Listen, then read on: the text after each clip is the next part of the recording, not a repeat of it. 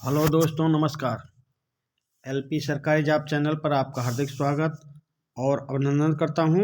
आपके उज्जवल भविष्य की कामना के साथ इस सेशन का शुरुआत कर रहा हूं। चलिए भाई, इस टॉपिक का 791 प्रश्न और इस सेशन का पहला प्रश्न है। तो चलिए देखते हैं 791 नंबर प्रश्न। राष्ट्रीय संविधान समीक्षा आयोग ने त्रिशंक लोकसभा की स्थिति में क्या सिफारिश की है भाई? राष्ट्रीय संविधान समीक्षा आयोग ने त्रिशंक लोकसभा की स्थिति में प्रधानमंत्री के सीधे जनता से चुनाव की सिफारिश की है या प्रधानमंत्री के लोकसभा से सीधे चुनाव की सिफारिश की है या प्रधानमंत्री के संसद से सीधे चुनाव की सिफारिश की है या लोकसभा का विघटन कर नए चुनाव कराए जाने की सिफारिश की है? प्रश्न नंबर 791 का उत्तर देने का प्रयास करें भाई।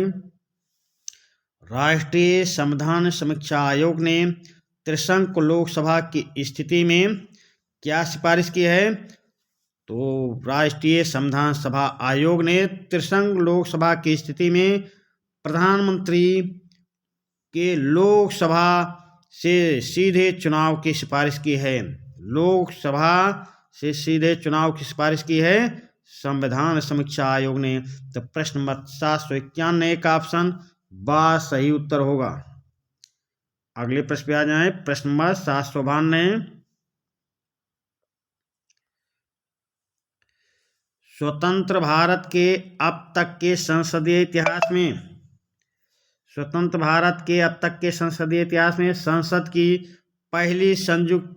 संसद की संयुक्त बैठक कितनी बार बुलाई गई? स्वतंत्र भारत के अब तक के संसदीय इतिहास में संसद की संयुक्त बैठक कितनी बार बुलाई गई? 2 बार बुलाई गई या 3 बार बुलाई गई या 4 बार बुलाई गई या 5 बार बुलाई गई? प्रश्न नंबर 792 का उत्तर दें भाई। स्वतंत्र भारत के अब तक के संसदीय इतिहास में संसद की संयुक्त बैठक कितनी बार बुलाई गई? तो ये बुलाई गई है भाई 3 बार। स्वतंत्र भारत के अब तक के संसदीय इतिहास में संयुक्त बैठक की 3 बार बुलाई गई। प्रश्न नंबर 792 का ऑप्शन बा सही उत्तर होगा। प्रश्न नंबर 793। निम्नांकित में से किस विधेयक को पारित करने के लिए संसद की संयुक्त बैठक नहीं बुलानी पड़ी?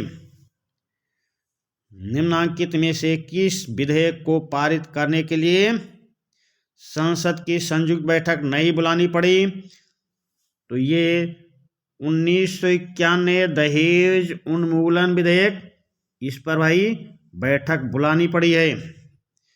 फिर ऑप्शन बा 1978 में बैंकिंग सेवा आयोग निरसन विधेयक, इस पे भी संयुक्त बैठक बुलानी पड़ी है।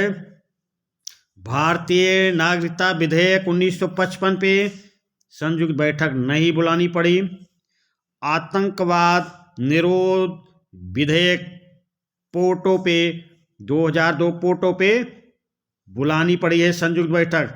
यहाँ पूछ रहा संयुक्त बैठक नहीं बुलानी पड़ी, तो नहीं बुलानी पड़ी भारतीय नागरिकता विधेयक 1955 में।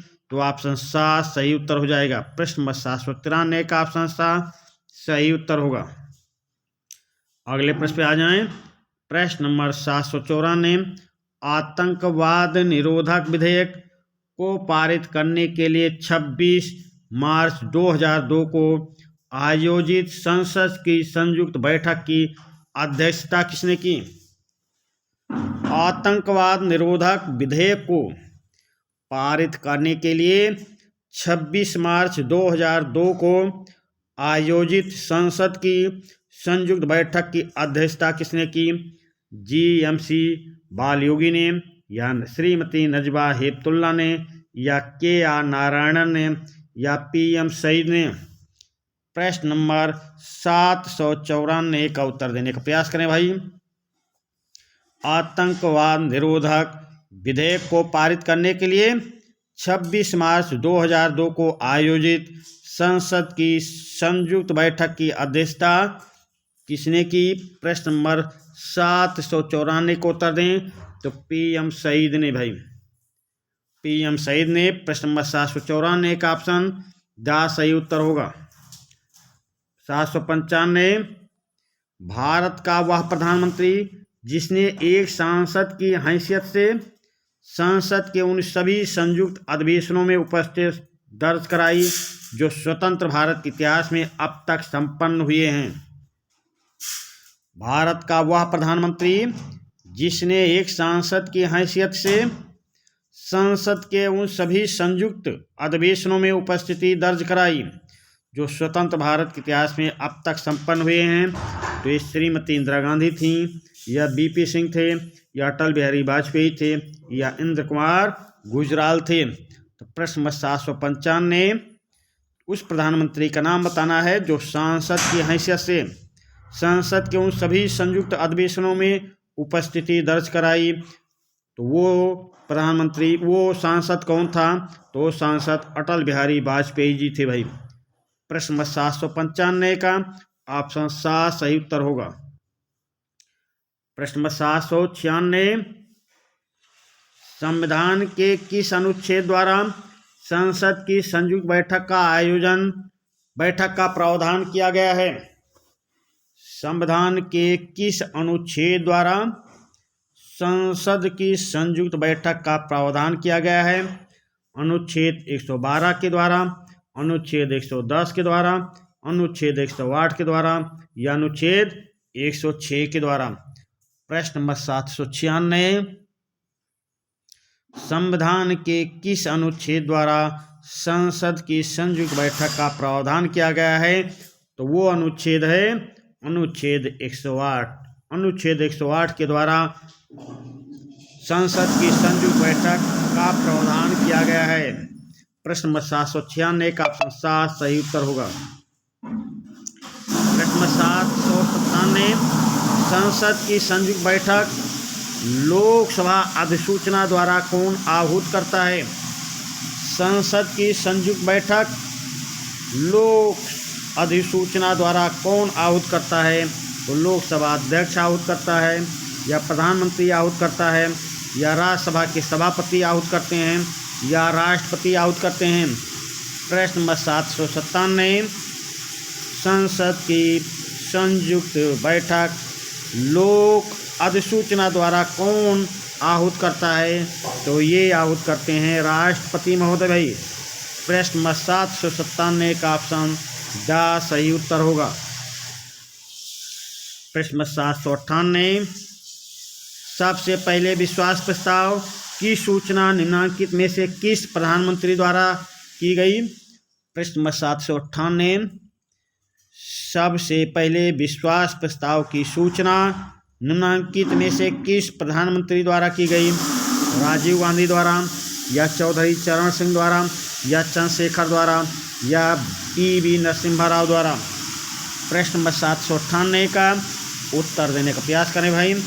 सबसे पहले विश्वास प्रस्ताव की सूचना निम्नलिखित में से किस प्रधानमंत्री द्वारा की गई? तो ये चौधरी चरण सिंह द्वारा की गई थी भाई। चौधरी चरण सिंह प्रधानमंत्री द्वारा की गई थी। प्रश्न नंबर 798 का ऑप्शन बा सही उत्तर होगा। प्रश्न नंबर 799 राज्यसभा के सभापति, तो ये पुराना रिकॉर्ड है भाई। राज्यसभा के सभापति यानी कि उपराष्ट्रपति को पूछ रहा है, तो उपराष्ट्रपति समय कौन है भाई? जगदीप धनगढ़ हैं। वर्तमान में राज्यसभा के सभापति या वर्तमान में उपराष्ट्रपति जगदीप धनगढ़ हैं। प्रश्न नंबर 799 वर्तमान में राज्यसभा के सभापति जगदीप धनगढ़ हैं। चलिए अगले प्रश्न पे आते हैं। प्रश्न नंबर 800 राष्ट्रपति पद पर निर्वाचित होने के बाद राष्ट्रपति APJ अब्दुल कलाम ने सर्वप्रथम किस राज्य की यात्रा की? राष्ट्रपति पद पर निर्वाचित होने के बाद राष्ट्रपति डॉक्टर APJ अब्दुल कलाम ने सर्वप्रथम किस राज्य की यात्रा की? तो तमिलनाडु राज्य की यात्रा की, या जम्मू कश्मीर राज्य की यात्रा की, या गुजरात राज्य की यात्रा की, या मध्य प्रदेश राज्य की यात्रा की? प्रश्न नंबर 800 का उत्तर दें भाई। राष्ट्रपति पद पर निर्वाचित होने के बाद राष्ट्रपति APJ अब्दुल कलाम ने सर्वप्रथम गुजरात राज्य की यात्रा की थी भाई, गुजरात राज्य। प्रश्न नंबर 800 का ऑप्शन 7 सही उत्तर होगा। प्रश्न नंबर 801, भारत के राष्ट्रपति ने 13वीं लोकसभा कब भंग की? भारत के राष्ट्रपति ने 13वीं लोकसभा कब भंग की? तो 1 फरवरी 2004 को, या 6 फरवरी 2004 को, या 1 मार्च 2004 को, या 16 मार्च 2004 को? प्रश्न नंबर 801, भारत के राष्ट्रपति ने 13वीं लोकसभा कब भंग की? तो उत्तर बताने का प्रयास करें भाई। भारत के राष्ट्रपति ने 13वीं लोकसभा कब भंग की है? तो 13वीं लोकसभा 6 फरवरी 2004 को भंग की है भाई, 6 फरवरी 2004 को। प्रश्न नंबर 801 का ऑप्शन 12 सही उत्तर होगा। अगले प्रश्न पे आ जाएं। प्रश्न नंबर 802, 14वीं लोकसभा के निर्वाचन में भाग लेने वाले निर्दलीय प्रत्याशियों की संख्या कितनी थी? 14वीं लोकसभा के निर्वाचन में भाग लेने वाले निर्दलीय प्रत्याशियों की संख्या 2384 थी, या 10,635 थी, या 1,945 थी, या 5,687 थी? प्रश्न नंबर 802 का उत्तर देने का प्रयास करें भाई। 14वीं लोकसभा के निर्वाचन में भाग लेने वाले निर्दलीय प्रत्याशियों की संख्या कितनी थी? तो ये संख्या 2384 थी भाई। 14वीं लोकसभा के निर्वाचन में भाग लेने वाले निर्दल प्रत्याशियों की संख्या 2384 थी। प्रश्न नंबर 802 का ऑप्शन आ सही उत्तर होगा। प्रश्न नंबर 803, 14वीं लोकसभा के चुनाव में सर्वाधिक मतदाताओं वाला संसदीय क्षेत्र। 14वीं लोकसभा के चुनाव में सर्वाधिक मतदाताओं वाला संसदीय क्षेत्र कौन सा है?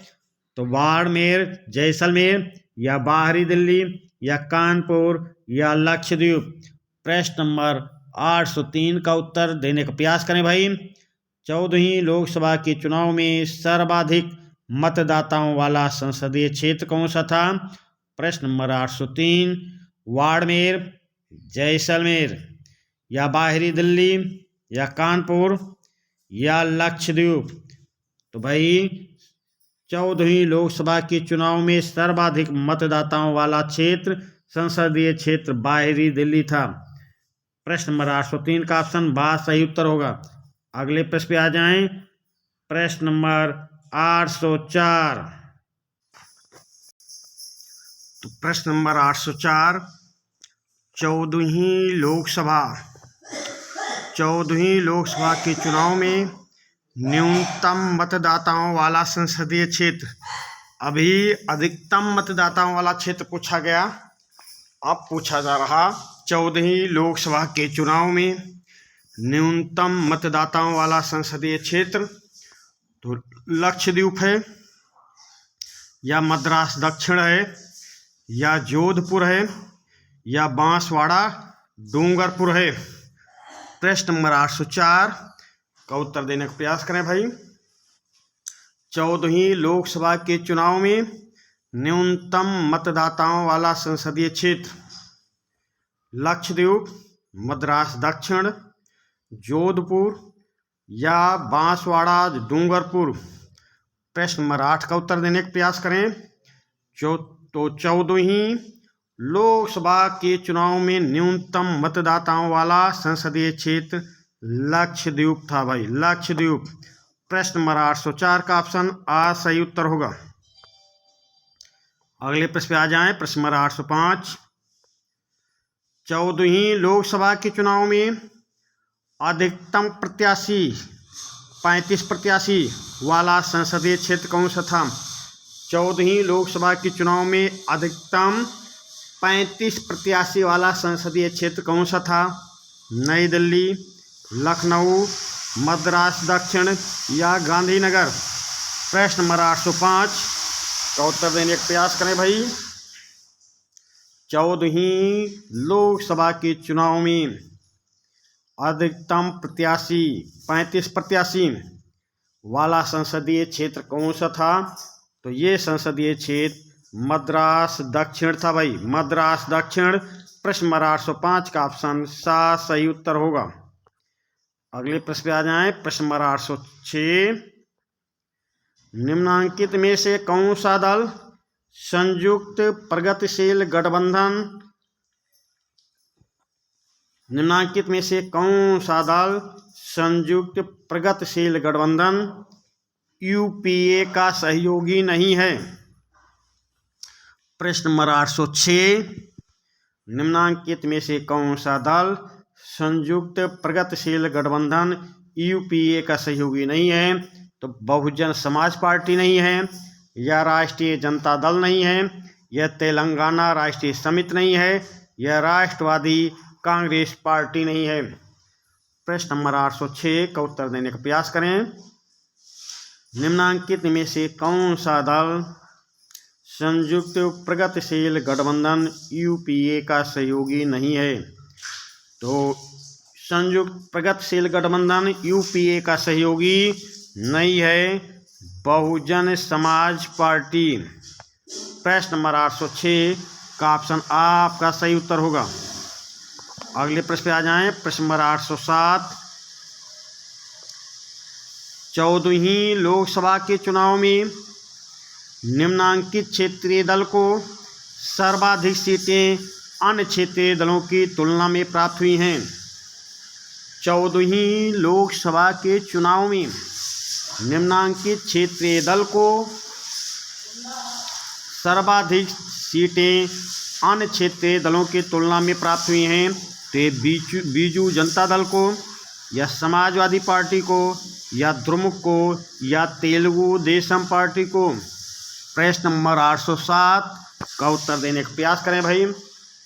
प्रश्न नंबर 807, 14वीं लोकसभा के चुनाव में निम्नांकित क्षेत्रीय दल को सर्वाधिक सीटें अन्य क्षेत्रीय दलों की तुलना में प्राप्त हुई हैं। तो उस दल का क्या नाम है?